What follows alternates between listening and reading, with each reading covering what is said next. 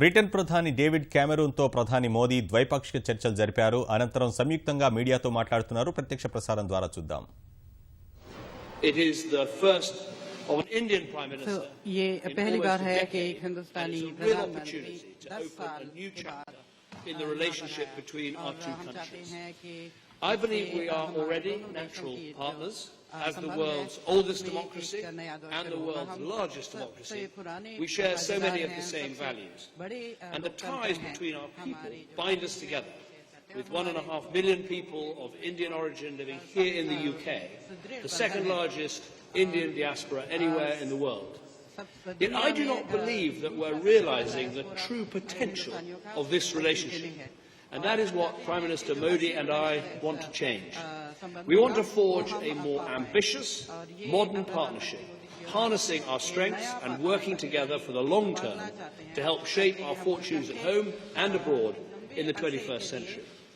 As leaders, we share similar priorities to create jobs and opportunities for all, to protect our people from terrorism, and to tackle global challenges like climate change. And it makes sense to work together on these issues. So today we've discussed how to build a stronger economic partnership, a stronger defence partnership, and a stronger global partnership. And let me say a word about each. First, our economic partnership. Britain is the biggest major investor in India, bigger than the USA. British businesses already support nearly 700,000 jobs in India. And India invests more into the UK than it does in the rest of the European Union combined, creating almost 8,000 new jobs here last year alone. And during this visit, British and Indian companies are announcing new collaborations, together worth more than £9 billion. But I think there's scope to go much further. Today we've discussed Prime Minister Modi's vision for India to transform its economy, building 100 smart cities, increasing the skills of 500 million young people, providing around-the-clock electricity for all, building 10,000 kilometres of roads. These are immense projects, and we've talked about how Britain can help to transform this vision into a reality. We want to become your number one partner for securing the finance needed for this ambitious plan, making London the world's centre for offshore rupee trading. We're getting that started with plans already in place today to issue over £1 billion of bonds right here in London, including the first ever government-backed rupee-denominated bond to be issued internationally. We want British companies with their world-class consulting, project management and engineering skills to help you plan, design and build these new cities. So I'm delighted we've agreed a new 5-year partnership to develop 3 cities, Amaravati, Indore and Pune. We want UK and Indian scientists to work together to develop the low-cost, low-carbon energy that's vital for the future, and that's why we're establishing a new £10 million joint research collaboration into new technologies. We want our companies to truly make in India, and that's why we're reinvigorating our forum of business leaders who we'll see tomorrow. Second, we've agreed to establish a stronger, broader defence and international security partnership. All countries have a right to self-defence, and we want to assist India, the world's largest defence importer, to modernise her capabilities. We'll establish a new government-to-government framework to help make this happen. This will also mean increasing cooperation on new technologies and new capabilities like cyber, like our aircraft carriers too. We will deploy a Royal Navy warship to the Bay of Bengal next February to take part in India's first major international gathering of warships for a number of years. And we'll work together to better protect ourselves from new and emerging threats, such as cyber attacks, with the UK helping to establish a new centre to train 1 million Indian cybersecurity professionals and offering assistance to set up a new Indian cybercrime unit. Finally, as global powers with a global outlook, we discussed what more we can do to solve the challenges we face. The UK firmly supports permanent membership for India on the United Nations Security Council. International institutions need to reflect the world as it is today in order to maintain relevance and to support the rules-based system that benefits us so much. Today we agreed on the vital importance of securing an ambitious global deal in Paris later this year that keeps our goal of limiting global warming by 2050 to 2 degrees within reach. And we discussed what more we can do to support free trade, in particular by accelerating talks on a free trade deal between the EU and India, which could benefit more than 1.7 billion people and be worth over £15 billion each year to the EU and India combined. So we've had some excellent discussions here today, and I look forward to more this evening and, of course, tomorrow as well. We both have big ambitions for the relationship between our countries. We want a modern, essential partnership, founded on old ties, but defined and fuelled by the modern, diverse, dynamic countries that we are both today. Thank you. Prime Minister Modi. Thank you. प्रधानमंत्री जी आप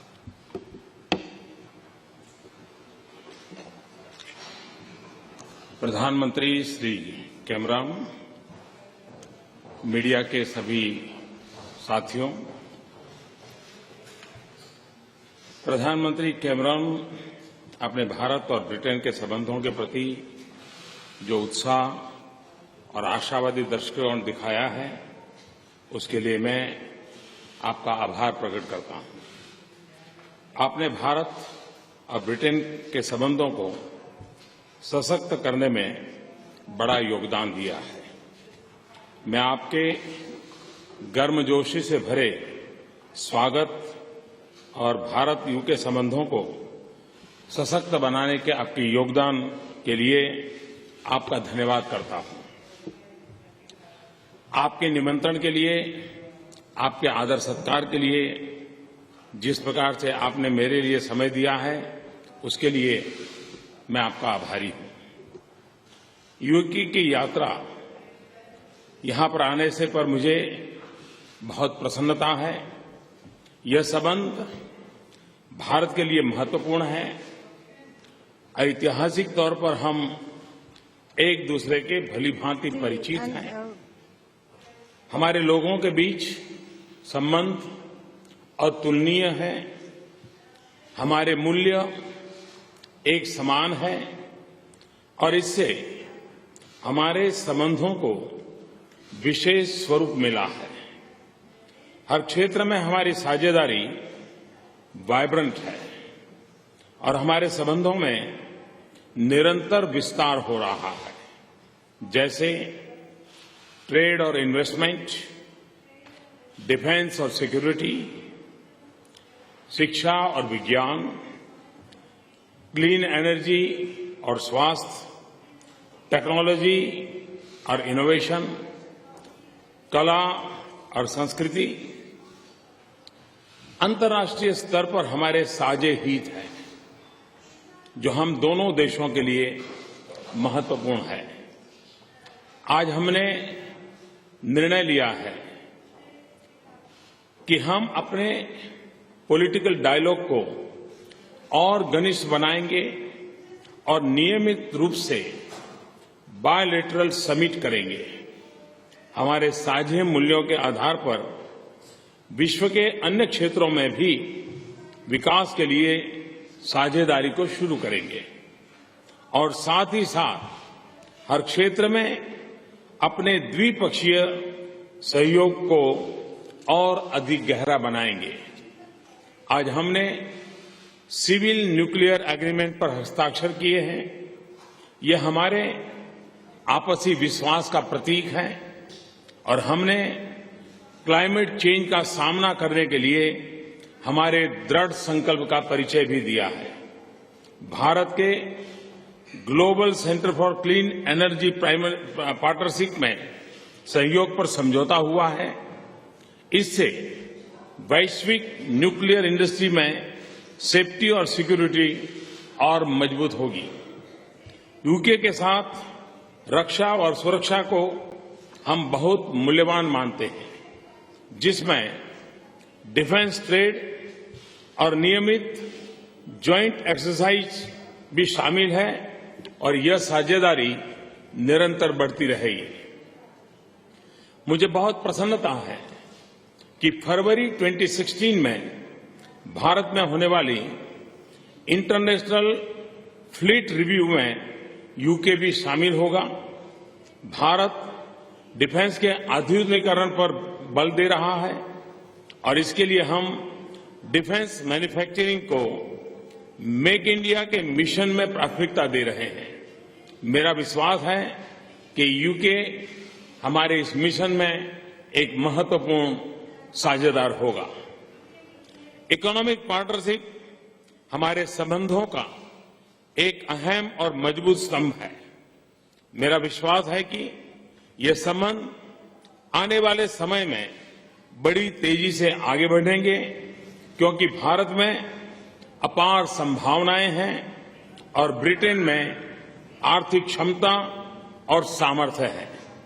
UK Bharat में तीसरा सबसे बड़ा निवेशक है। Bharat UK में जितना निवेश करता है वो बाकी ईयू देशों में निवेश से अधिक है। भारत में यूके के निवेश के प्रस्ताव के लिए हमने भारत में एक फास्ट ट्रैक मैकेनिज्म की व्यवस्था बनाने का निर्णय लिया है। हम इंडिया यूके सीईओ फोरम के पुनर्गठन का स्वागत करते हैं। लंदन के फाइनेंशियल मार्केट का फंड रेज करने के लिए हम और अधिक प्रयोग करने वाले हैं।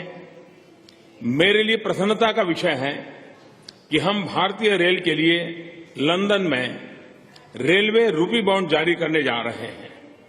यह एक तरह से स्वाभाविक है कि भारतीय रेल की यात्रा यहीं से शुरू हुई थी। अगले 2 दिनों में हमारे बिजनेस सेक्टर के साथ होने वाली एंगेजमेंट्स का मैं उत्सुकता के साथ इंतजार कर रहा हूं और हम बिजनेस सेक्टर से कई महत्वपूर्ण अनाउंसमेंट्स की अपेक्षा करते हैं। मुझे प्रसन्नता है कि हमारी सरकार और प्राइवेट सेक्टर दोनों में के बीच क्लीन एनर्जी और क्लाइमेट सहयोग में प्रगति हुई है। यह क्षेत्र महत्वपूर्ण भी है और इसमें अपार संभावनाएं भी हैं। भारत ने क्लाइमेट चेंज पर जो एक व्यापक महत्वाकांक्षी राष्ट्रीय योजना बनाई है, उसमें हमारे द्विपक्षीय सहयोग से लाभ पहुंचेगा। हम आशा करते हैं कि पेरिस में होने वाले सम्मेलन में UN convention on climate change के फ्रेमवर्क के अंतर्गत ठोस परिणाम निकलेंगे और विश्व सस्टेनेबल और लो कार्बन भविष्य के लिए एक निर्णायक रास्ता तय होगा। आज कई और क्षेत्रों में ठोस परिणाम निकले हैं जिसका भारत की राष्ट्रीय प्राथमिकता से संबंध है। इनमें स्मार्ट सिटीज, स्वास्थ्य, रिवर क्लीनिंग, स्किल और शिक्षा शामिल है। हम इस बात पर सहमत हैं कि सभी क्षेत्रों में हमारी साझेदारी के लिए टेक्नोलॉजी, रिसर्च और इनोवेशन मजबूत नींव प्रदान करेंगे। हम दोनों देश अपनी इस साझेदारी से जनता के लिए नए अवसर पैदा करेंगे और समृद्धि बढ़ाएंगे। साथ ही साथ साझे हितों को प्राप्त कर पाएंगे और अपनी चुनौतियों का ठीक से सामना कर सकेंगे। जैसे एशिया में शांति और स्थिरता, विशेष करके दक्षिण और पश्चिम एशिया में सामुद्रिक सुरक्षा, साइबर सुरक्षा तथा आतंकवाद और अतिवाद, इन सभी विषयों पर मैं और प्रधानमंत्री कैमरॉन आज और कल चेकर्स में और विस्तार से बात करने वाले हैं। अंत में यूएन सिक्योरिटी काउंसिल में भारत की स्थायी सदस्यता और अंतर्राष्ट्रीय एक्सपोर्ट कंट्रोल रीजन में भारत की सदस्यता के लिए ब्रिटेन के महत्वपूर्ण सामर्थ्य के लिए प्रधानमंत्री कैमरॉन का आभार व्यक्त करना चाहता हूं। आज पार्लियामेंट में संबोधन करने का मुझे सम्मान मिला है।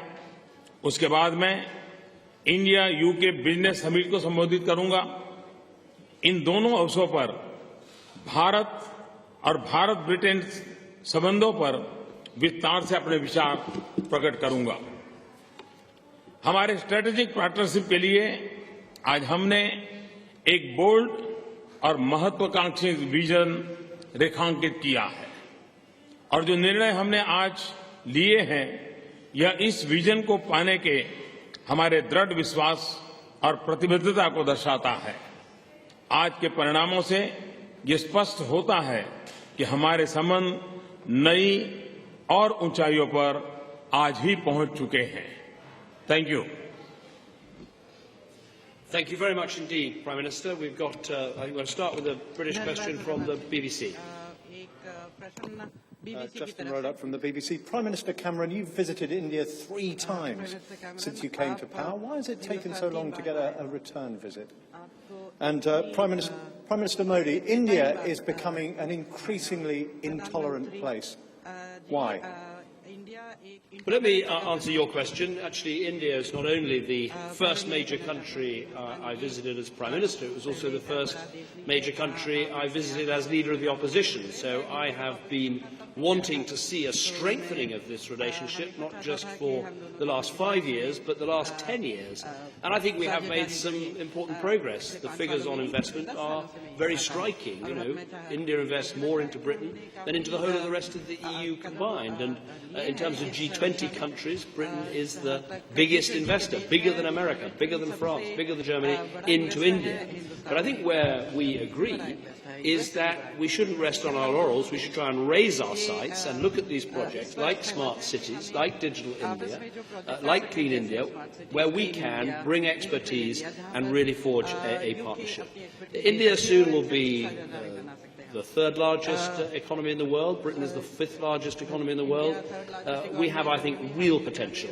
As for the time it takes to have a visit, I'm delighted that the Prime Minister is here. We've met many times before at G20s, most recently in New York, and we agreed to make this visit an absolute centrepiece of building the stronger relationship, which is what we're doing today. Prime Minister.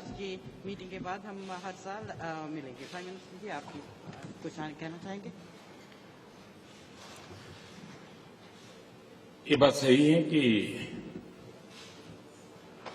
एक 10 साल का अंतराल रहा, लेकिन मेरे कार्यकाल में ही पिछले 1 साल में 11 मंत्री भारत से यहां आए और 11 मंत्री यहां से भारत आए। और इसलिए भारत और ब्रिटेन का जो संबंध है, विकास की जो नई ऊंचाइयों पर जाने का सामूहिक प्रयास है, वो निरंतर चल रहा है। मेरा भी प्रधानमंत्री जी के साथ 2 बार विस्तार से चर्चा करने का मुझे अवसर मिला है और हमारे संबंधों को और अधिक गहरे करने की दिशा में हम काफी यशस्वी रहे हैं। आपने और एक विषय सवाल जो पूछा है, भारत ये बुद्ध की धरती है, भारत ये गांधी की धरती है और इसलिए हमारे संस्कारों में एक बात हमारी रगों में है कि समाज के मूलभूत मूल्यों के खिलाफ किसी भी बात को भारत स्वीकार नहीं करता है और इसलिए हिंदुस्तान के किसी भी कोने में कोई भी घटना घटे, भारत के लिए वो घटना 1 हो या 2 हो या 3 हो, 125 करोड़ के देश में एक घटना का महत्व है कि नहीं है, ये हमारे लिए मायना नहीं रखता है। हमारे लिए हर घटना गंभीर होती है, हम इसको किसी भी हालत में टॉलरेट नहीं करते हैं। कानून कठोरता से कार्रवाई करता है और करेगा और भारत एक वाइब्रेंट डेमोक्रेसी है जो संविधान के तहत सामान्य से सामान्य नागरिक के जीवन को हर प्रकार की सुरक्षा, उसके विचारों की रक्षा, उससे प्रतिबद्ध हैं और इस काम पर हम कमिटेड हैं।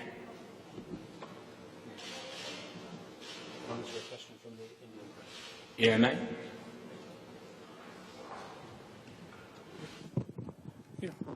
Sir, my question is to both the Prime Ministers.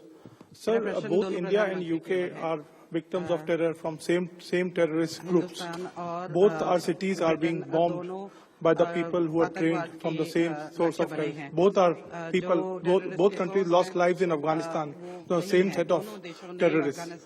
In your discussions today, sir, did you discuss the shared concerns and did you agree on some of the cooperation in this field?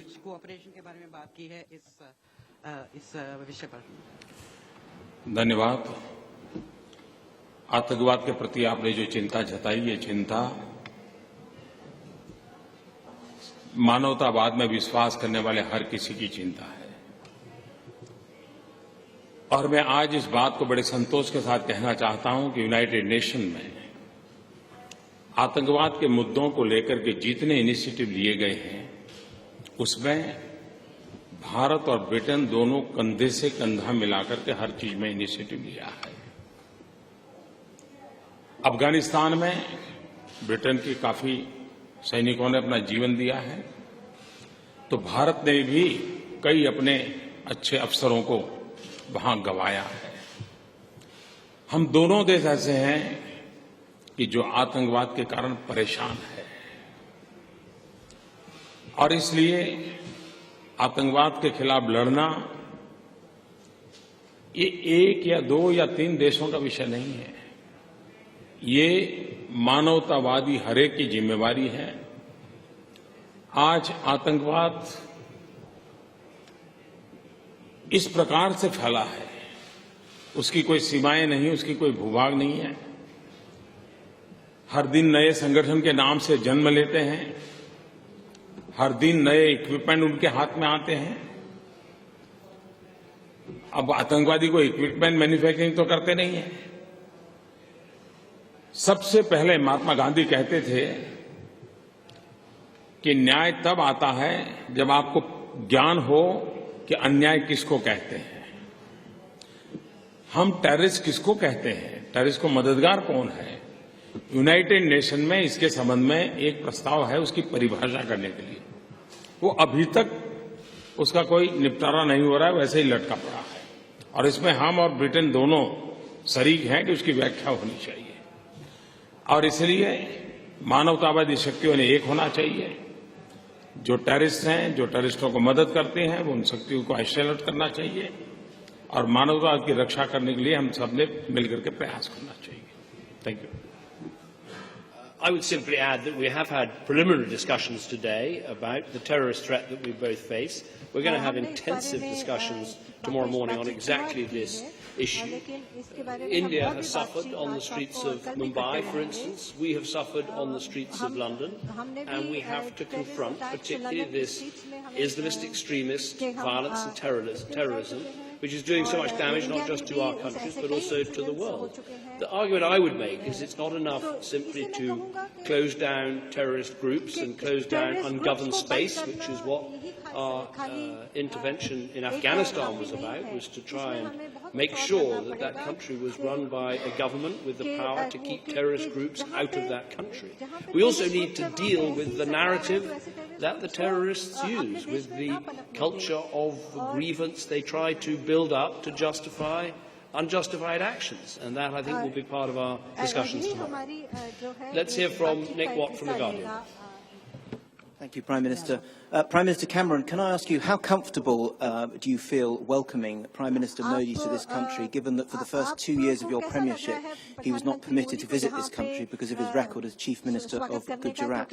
And on Europe, can I ask you, Donald Tusk has just said that unless the European Union strengthens its external borders, there will be no future for Schengen. Do you agree with him? And what do you say to Martin Schulz, who says that Europe is very happy to spend billions of pounds on bankers, helping them, but is pretty miserable when it comes to helping migrants? And Prime Minister Modi, can I ask you, in the next 2 years, the United Kingdom will be having a referendum on whether to remain in or leave the European Union. Do you see a future for the United Kingdom outside the European Union? And also, Prime Minister Modi, can I ask you, tomorrow night you will obviously have a rapturous reception at Wembley Stadium, but there are a number of protesters out today who are saying, and I'm wondering what you say to them, that given your record as Chief Minister of the state of Gujarat, you do not deserve the respect that would normally be accorded to the leader of the world's largest democracy? Thank you. Nick, lots of questions there. Let me try and answer all of them. I'm pleased to welcome Prime Minister Modi here. He comes with an enormous mandate from the people of India who made him Prime Minister with a record and historic majority. As for what happened in the past, there were legal proceedings. There were also, as my colleague Priti Patel said earlier today, representations from the British government at the time. But we're now discussing a future partnership between Britain and India, both of us backed by our countries for this Parliament to work together to strengthen the partnership that we have. On the other issues that you raise, the reason for supporting banks in a crisis is not that they are uniquely wonderful things or wonderful people, but simply if you allow banks to collapse, they pull down every other business with them. But that's why we've reformed the system in this country, so that if banks get in trouble in future, they are bailed out by their own creditors and not by the taxpayer. As for support for migrants, I think Britain can hold its head high up internationally, because we have given more than any other European country, indeed more than any other country in the world, apart from the United States of America, to help with the Syrian refugee crisis, supporting the neighbouring countries, supporting people in Syria, and, of course, supporting the refugee camps. No country, apart from America, has done more. As for what Donald Tusk says about Schengen, Britain is not in Schengen. We have kept our own borders while being part of the European Union. So it's not really for me to say. But obviously, I want to help my colleagues in Europe deal with this migration crisis. That is why, actually, we've done more than any other European country to support the European asylum support officers that are helping to deal with this crisis on Schengen's external borders, and we'll continue to do that. But clearly, you need to have either a system with external borders or a system with internal borders. You can't have borders that don't work at either level. But as I say, Britain will remain out of Schengen. We will keep our own borders. We think that's important for our security. I think those are all the questions. Prime Minister.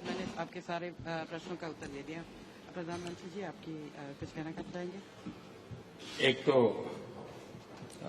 Keep the record straight, इसके लिए मैं आपको जानकारी दूं। मैं 2003 में यहाँ आया था और बहुत ही स्वागत सम्मान मैंने उस समय भी यहाँ कार्यक्रमों में भाग लिया था। यूके ने कभी भी मुझे यहाँ आने पर रोका नहीं है, कभी कोई प्रतिबंध लगाया नहीं है। मेरे समय अभाव के कारण मैं नहीं आ पाया, वो अलग बात है। तो ये एक गलत परसेप्शन है, उसको करेक्ट कर लीजिए। दूसरी बात है कि 2 साल के बाद रेफरेंडम होगा।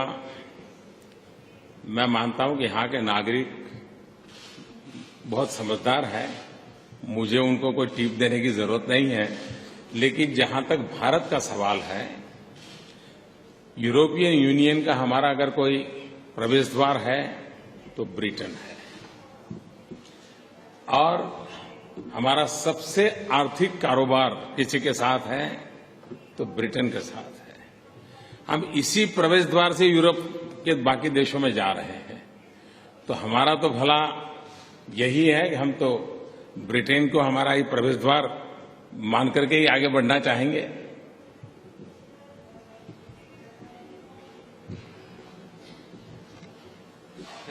विकास सवाल है। मेरा सवाल ये है कि भारत इस समय एक बड़े बदलाव के दौर से गुजर रहा है और उसमें महत्वपूर्ण रोल आपके द्वारा शुरू की गई कई योजनाएं भी हैं। मेरा प्रधानमंत्री जी आपसे ये सवाल है कि भारत की आर्थिक परिस्थितियों और सामाजिक परिस्थितियों में आप किस तरह के सहयोग की आशा कर रहे हैं ब्रिटेन से। और मेरा डेविड कैमरन साहब से सवाल है कि भारत और ब्रिटेन के बहुत पुराने और ऐतिहासिक संबंध हैं।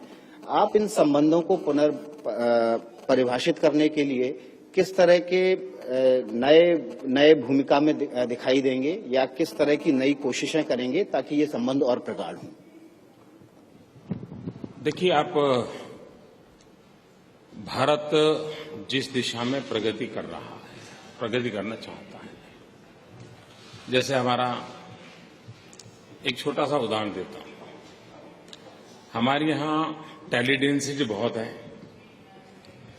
करीब 27-28 हजार टावर हैं और वे डीजल का उपयोग करते हैं। हमें डीजल इंपोर्ट करना पड़ता है, क्लाइमेट के लिए तकलीफ पैदा करते हैं।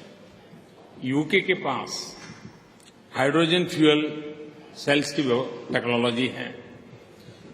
हम चाहते हैं कि भारत को ये टेक्नोलॉजी उपलब्ध हो, तो हमारी ये जो 27-28 हजार टावर है, जो निकट भविष्य में 40 हजार होने की संभावना है, तो हमें डीजल इंपोर्ट करना पड़ता है, उससे हम मुक्ति होगी। एनवायरमेंट की हम मदद कर पाएंगे, ये टेक्नोलॉजी हमें काम आएगी। हमारे यहाँ कोल माइनिंग होता है, अब कोल को हम ग्रीन टेक्नोलॉजी से कैसे कोल माइनिंग करें, कोल गैसिफिकेशन कैसे करें, हम क्लीन एनर्जी की दिशा में कैसे जाएं। स्किल डेवलपमेंट, यूके ने कॉम्प्रिहेंसिव स्किल डेवलपमेंट की दिशा में बहुत काम किया है। हेल्थ सेक्टर में अच्छे अस्पतालों की दिशा में यूके ने काम किया है।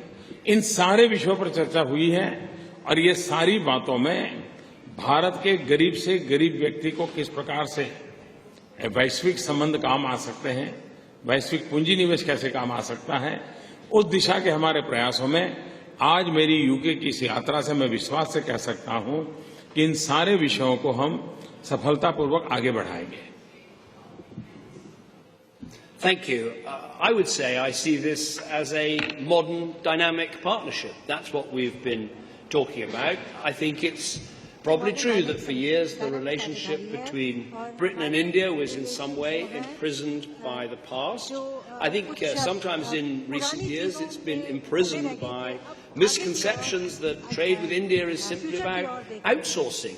Look at the relationship today. If someone had told you 20 years ago one of the most successful car manufacturers in Britain expanding and selling all over the world would be a combination of Indian capital and British design and manufacturing expertise, people would say, really, is that going to happen? Well, that's what Jaguar Land Rover, just one example, is all about. So I think it's time to set this relationship free from those misconceptions and from the past and recognise that this is a modern dynamic partnership of two countries who face similar challenges. How do we get growth and prosperity? How do we combat terrorism? How do we ensure a green environment for our future and our children? Those are the things that we're now talking about. And I think the excitement is that with Prime Minister Modi's vision of smart cities, of clean India, of digital technology, of skilling up tens of millions of young people in India, there are huge opportunities for Britain to play a part in building that future together. And that's why we are so I think excited today to be signing so many different agreements across such a wide range of areas, demonstrating this is a truly modern and dynamic partnership. With that, we have a packed timetable, 2 speeches this afternoon, including the first to Parliament, and we must go and make the most of that. So thank you very much.